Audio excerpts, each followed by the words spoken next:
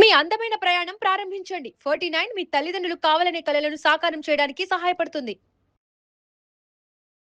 నాకు అత్త లేదు కానీ అత్త కంటే ఎక్కువ పోరుందండి ఆమెతో. నాకు ప్రతి విషయంలో అన్ని రకాలుగా సాధిస్తుంది. గర్వంగా చూసుకున్నాడు మా అత్తయ్య లేనందువల్ల, కానీ ఆమె నా మెడ మీదకి వచ్చి కూర్చుంటుందండి ప్రతిసారి. పుట్టిల్లు నేనే ఫస్ట్, నేనే ముందొచ్చాను, నువ్వే తర్వాత వచ్చావని అన్ని రకాలుగా సాధిస్తుందండి. కదమ్మా, ఎటువంటి సమస్యల వల్ల అమ్మాయికి 1 year లోనే విడాకులు అయిందమ్మా? హస్బెండ్ సతాయించేది, అందుకే వాళ్ళ పోరు పడలేక ఆమెను ఈ ఇంట్లోంచి వెళ్ళగొట్టేశారండి. ఆమెకు బ్రష్ పేస్ట్ పెట్టియడం నుంచి ఆమెకు నైట్ పడుకుంటే బ్లాంకెట్ పడుకునే వరకు ఆమె పర్సనల్ గా చేస్తాను. చేయవలసినటువంటి అవసరం లేదు. ఆ మాత్రం మీ భర్తకు అర్థం కాదమ్మా? అన్నయ్యతోని సెంటిమెంట్ నాటకం ఆడి నన్ను కొట్టిపిస్తుంది సార్. ఏంటి ఫోన్ చేసావు? ఎప్పుడు చేయండి? అన్నయ్య ఏమైనా పని ఉందా? నాకు బిస్కెట్ వేసుకున్నావు. నువ్వు చేస్తుంది తప్ప లేదా నువ్వు కరెక్ట్ చేస్తున్నావు అనేసి నీకేమైనా అర్థం అవుతుందా? ఏమైంది నీకు? పిచ్చికి మాట్లాడుతున్నావు, తప్పు తప్పు ఉప్పు అని. నాకు అసలు ఏం మనసులు పట్టక నేను అందమైన జీవితం అనే ప్రోగ్రామ్ కి ఒక్కసారి మాట్లాడదామని నేను చేశాను. వాళ్ళెవరు మన గురించి మాట్లాడడానికి? ఇది మన సంసారం, వాళ్ళు ఎందుకు మాట్లాడుతున్నారు?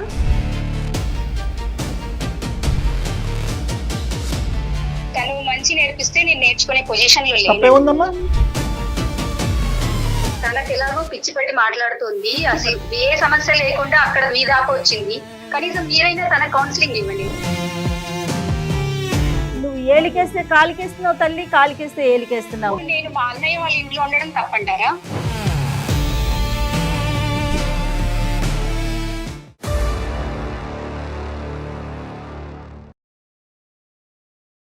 అను స్కిన్ అండ్ హెయిర్ క్లినిక్ సమర్పించు అందమైన జీవితం కార్యక్రమానికి స్వాగతం.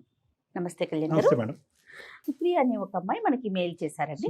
సుప్రియ అన్నదమ్ములు, అక్క చెల్లెళ్ళు, ఈ రిలేషన్స్ ఎప్పటికీ విడదీయరాని బంధం ఏదన్నా ఉందంటే బ్లడ్ రిలేషన్. వన్స్ ఒకసారి పెళ్లిళ్ళు జరిగిపోయాక ఎవరి జీవితాలు వాళ్ళకి వచ్చాక కాస్త ప్రయారిటీస్ మారుతాయి. బంధం తగ్గుతుందని నేను చెప్పట్లేదు, బట్ ప్రయారిటీస్ అనేవి మారుతూ ఉంటాయి.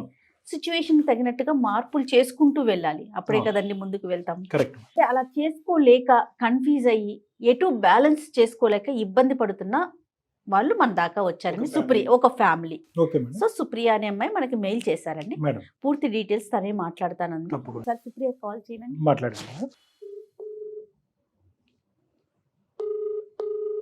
హలో, నేను అందమైన జీవితం నుంచి మాట్లాడుతున్నానండి. నా పేరు జయ, నాతో పాటు డాక్టర్ కళ్యాణ్ చక్రవర్తి గారు ఉన్నారు.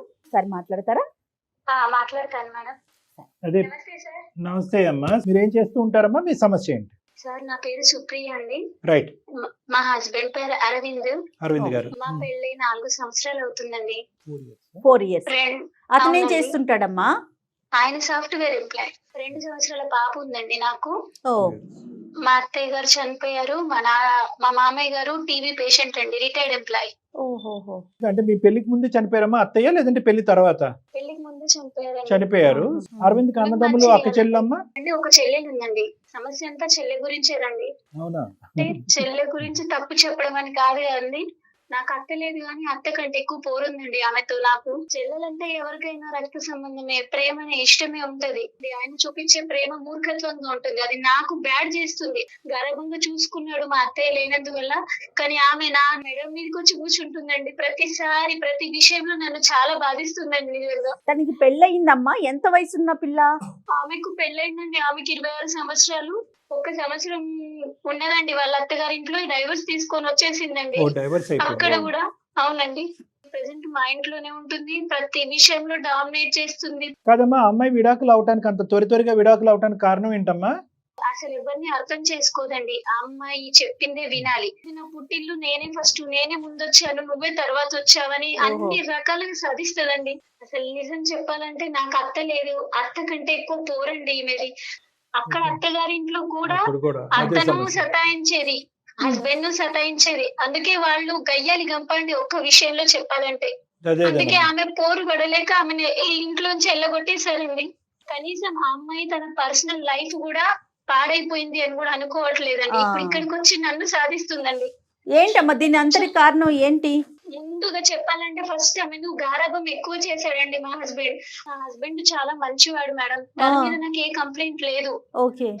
తన ఉన్న సిచ్యువేషన్ ఏంటి అని అంటే ఇటు భార్య అటు చెల్లె. నేను తనకి చాలా రకాలుగా చెప్పి చూసాను, కానీ ఆయన చెల్లెని కదా, అమ్మ లేదు కదా, మనమే కదా ఉన్నది, నువ్వు అడ్జస్ట్ అయిపో అని అంటాడు. ఆమె వల్ల నన్ను చాలా సార్లు కొట్టాడు మేడం. అయ్యో, మీది లవ్ మ్యారేజ్ అరేంజ్డ్ మ్యారేజ్ అమ్మా? Arranged marriage. Arranged marriage.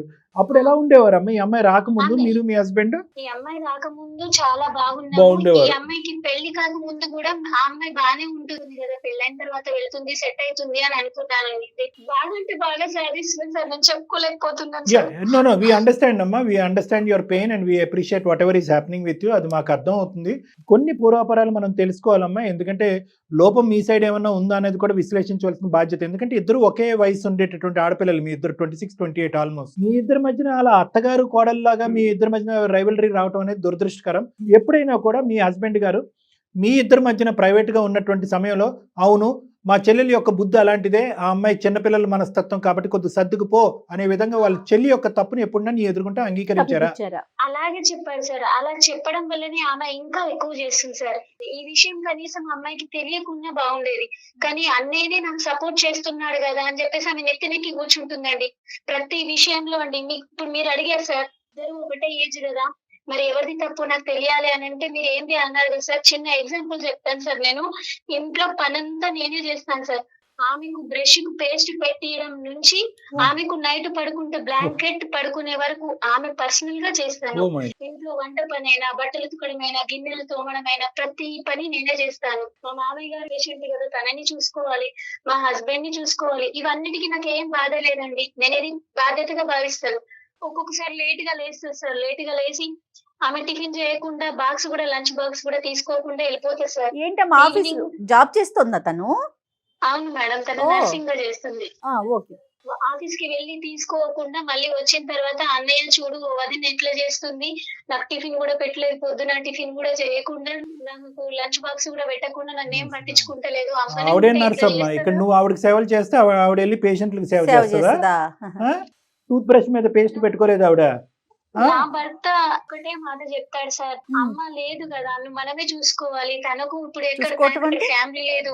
ఈ అమ్మాయి మొండితనం వల్ల, పిచ్చితనం వల్ల జీవితాన్ని పాడు చేసుకుని పరువు రోడ్డుకి వేస్తుంది అనేది ఎవరు కూడా అనట్లేదా? వీళ్ళెవరుని ఎవరు అనట్లేదు సార్. ఆమె పర్సనల్ లైఫ్ మీద కూడా టెన్షన్ లేదు సార్. భార్య అంటే ఎలా ఉండాలి అనేటటువంటి విధంగా నువ్వు ఉన్నావు, భర్త అంటే ఎలా ఉండాలనే విధంగా అతను ఉన్నాడు.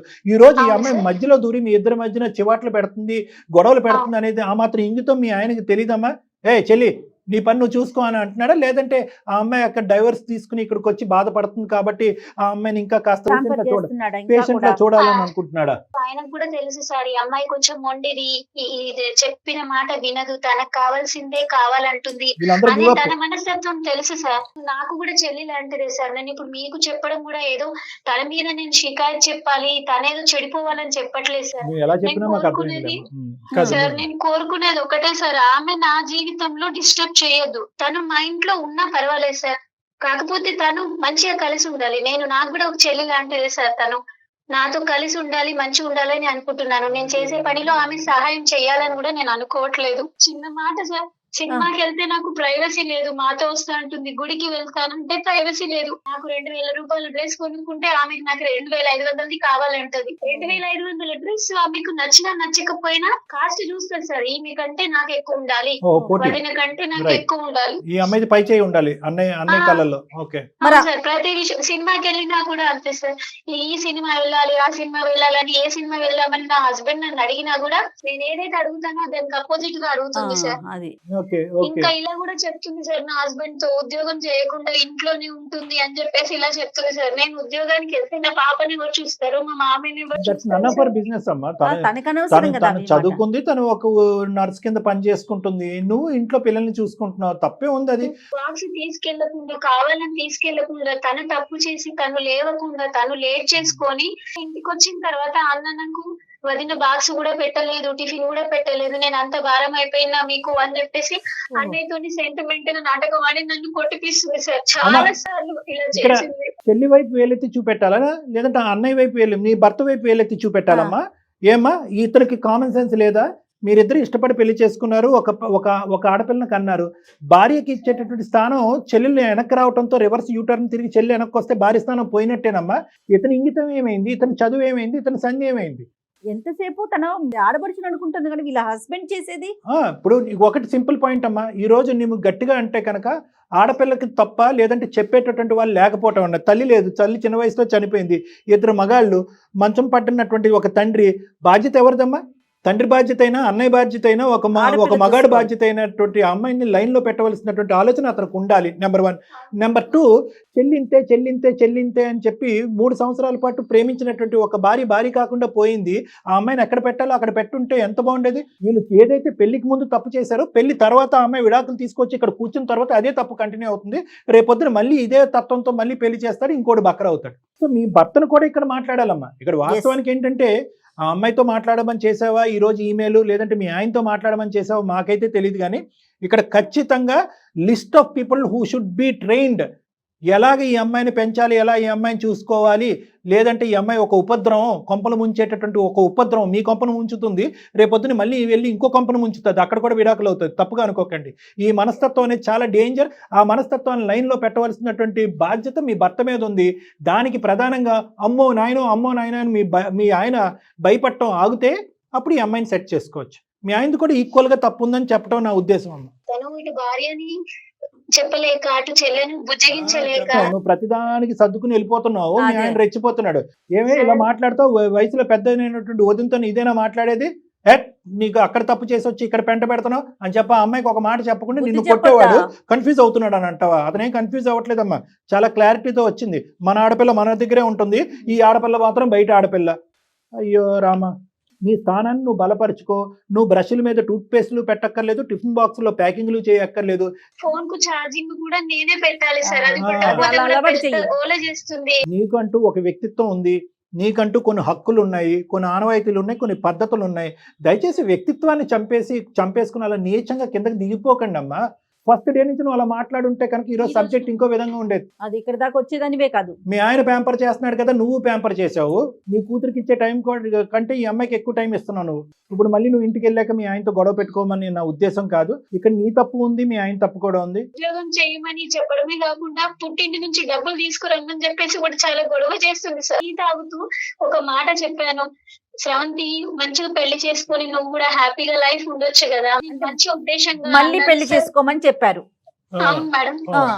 అలా చెప్తే దాన్ని నువ్వెవతివి, నువ్వు నన్ను మళ్ళీ పెళ్లి చేసుకోమని చెప్పడానికి నువ్వేంది నాకు చెప్పేది, ఇన్ని రకాలుగా నువ్వు నీకు అసలు ఎంత మాట్లాడడానికి నీకు నోరెట్లు వచ్చింది అని సార్ నాన్న బూతులు తిట్టింది సార్. నాకు ఏ రకంగా చెప్పాలో కూడా నేను చెప్పలేకపోతున్నాను సార్ ఇంట్లో ఫోన్ లో. అమ్మాయికి బూతులు ఒకటే వచ్చేమో, ఏం నర్సింగ్ చేసిందో ఏం నర్సో నాకు అర్థం కావట్లేదు. సర్వీస్ చేస్తా ఉందో. అసలు సున్నితమైన స్వభావం ఉండాలి, ఒక మంచి మనసు ఉండాలి, అద్దం లాంటి మనసు ఉండాలి, కొండంత ఓపిక ఓర్పు ఉండాలి. ఏ క్వాలిటీ లేదా అమ్మాయిలో? ఆ అమ్మాయి ఏం జాబ్ చేస్తుందో, ఎలాంటి పేషెంట్లను తీసుకెళ్లి హింస పెడుతుందో అక్కడ హాస్పిటల్లో, ధనం అమ్మ అమ్మాయికి.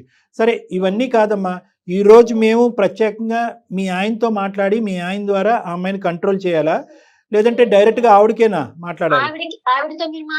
అమ్మో, ఇప్పుడు గయ్యల గంప బ్రహ్మరాక్షస్ అవుతుందేమో మేము మాట్లాడాక.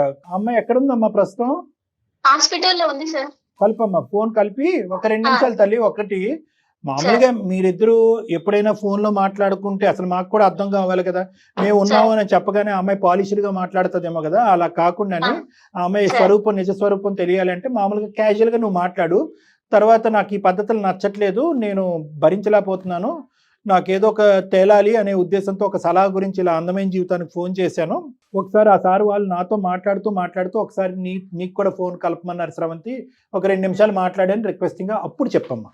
कॉल को होल्ड पे रखा है, कृपया लाइन पर बने रहें। హలో శ్రవంతి, ఏంటి ఫోన్ చేసావు? ఎప్పుడు చేయండి? నీకు ఇష్టమైన కూర చేసిన, ములక్కడ సాంబార్ చేసిన, తిన్నావా? అబ్బో, చాలా చేసావు నా కోసం, తినాలే. ఏంటి ఫోన్ చేసావు చెప్పు. నచ్చిందా నీకు? సర్లే, ఏంటి అన్నయ్యతో ఏమైనా పని ఉందా? నాకు బిస్కెట్ వేసుకున్నావు. ఒక మాట చెప్పాలని చేశాను, నువ్వు ఇంట్లో ఎట్లయినా టైం ఇయ్యవు కదా. అసలు ఏం చెప్పాలనుకుంటున్నావు చెప్పు. ఇప్పుడు మన ఇద్దరి మధ్యలో మీ అన్నయ్య నలుగుతున్నాడు.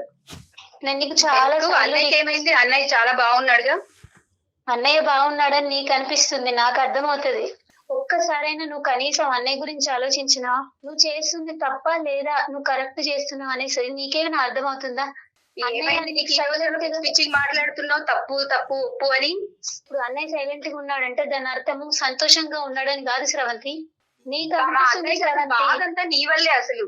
నేను ఎంత సఫర్ అవుతున్నానని నీకైనా తెలుసు. సరే నువ్వు అది చెప్పకపోయినా పర్లేదు. మంచిగా ఉందాం శ్రవంతి, మంచిగా ఉండు శ్రవంతి ప్లీజ్. మంచిగా ఉండకుండా ఎలా ఉంటున్నాము? ఏం మాట్లాడుతున్నావు ఈ టైంలో ఫోన్ చేసి?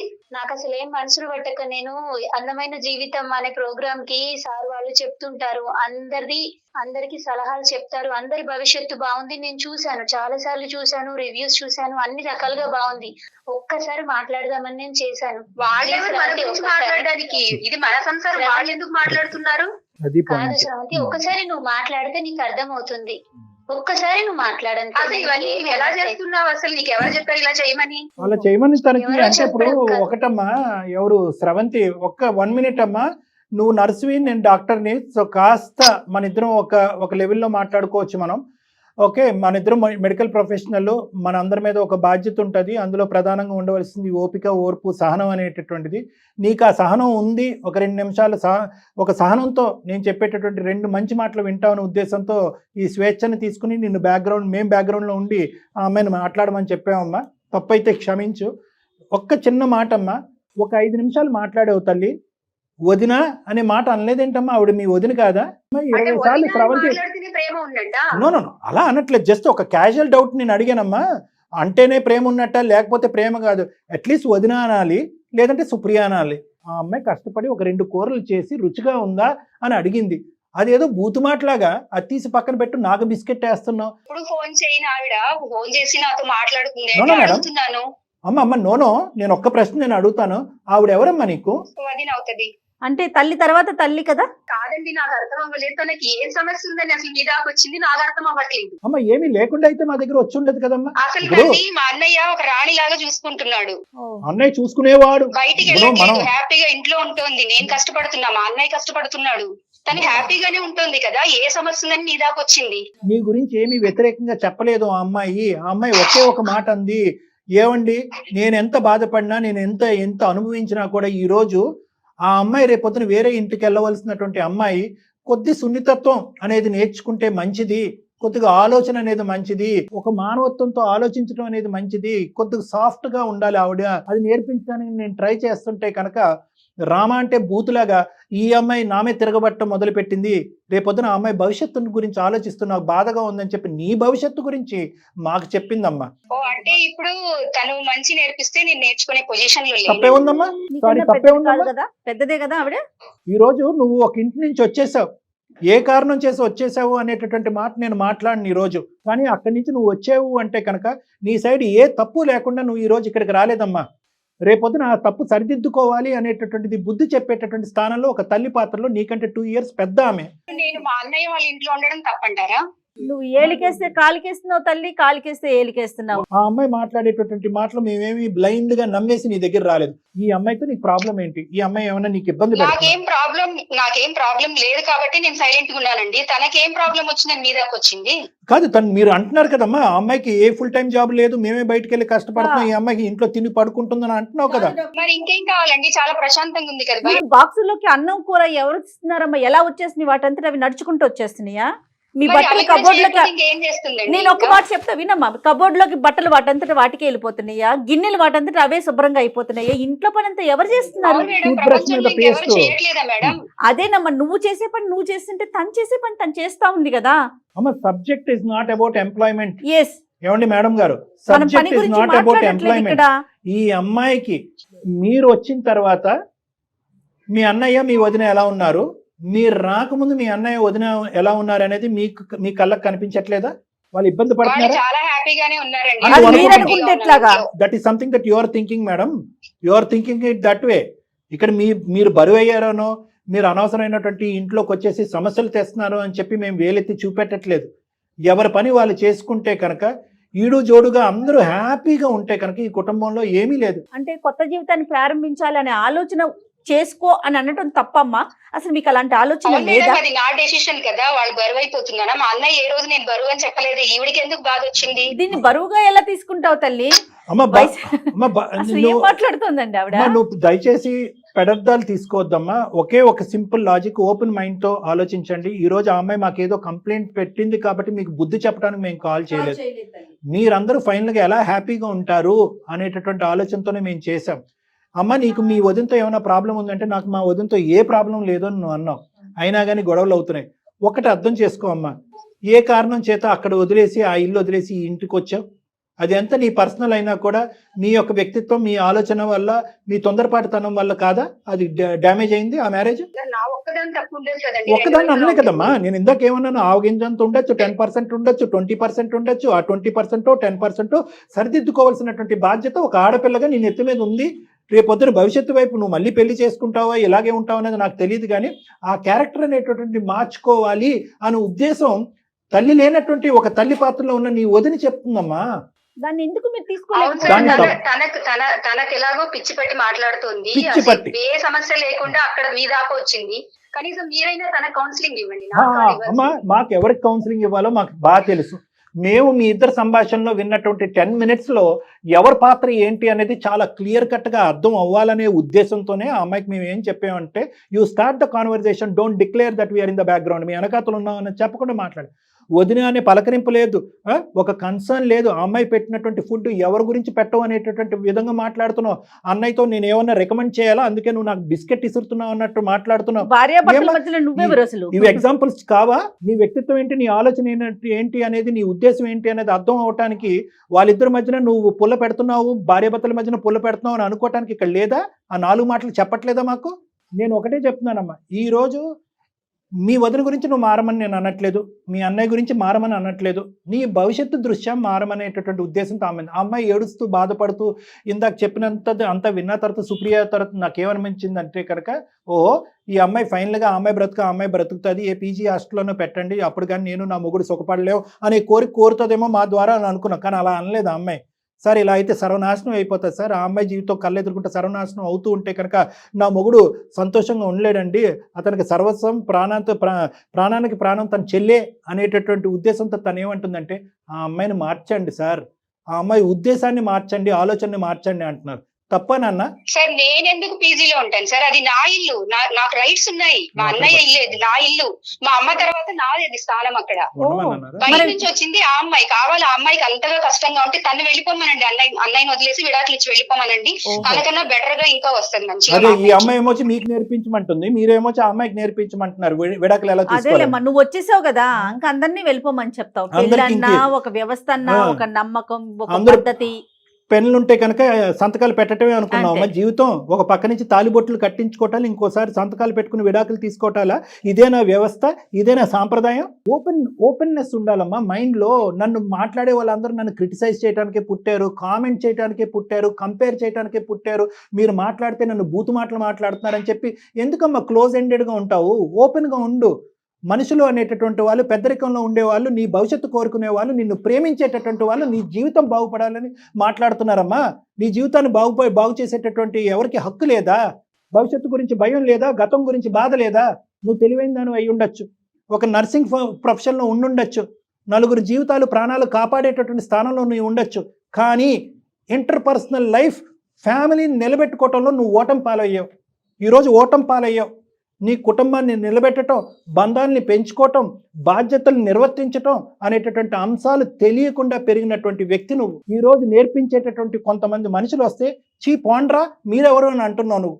మీ అన్నయ్య చెప్పడానికి బెబ్బెబ్బెబ్బెబ్బే అంటున్నాడు. బాధగా అనిపించట్లే వెనక్కి తిరిగి చూసుకుంటే? ఆ అమ్మాయి ఎంత ఓపికగా ఉందమ్మా. నేను తల్లిలాగా ఉండటానికి రెడీ అండి, నేను అక్కలాగా ఉండటానికి రెడీ అండి, ఒక మంచి స్నేహితురాల్లాగా ఉండటానికి రెడీ అండి అని చెప్పి అన్ని పాత్రలు పోషించడానికి అదృష్టవంతురాలు అమ్మ నువ్వు. మీ తల్లి తర్వాత తల్లి స్థానంలో ఆ అమ్మాయి టేకప్ చేయడానికి గెట్ లాస్ట్. నేనేంటి ఆ అమ్మాయి జీవితం, అమ్మాయిది నా జీవితం, మా ఇద్దరు వయసు ఒకటి, నేను మా అమ్మ నాన్నకి చేయలేదు, ఈ అమ్మాయికి ఏం చేస్తానని ఒక్క మాట అంటే నీ పరిస్థితి ఏంటి ఈరోజు?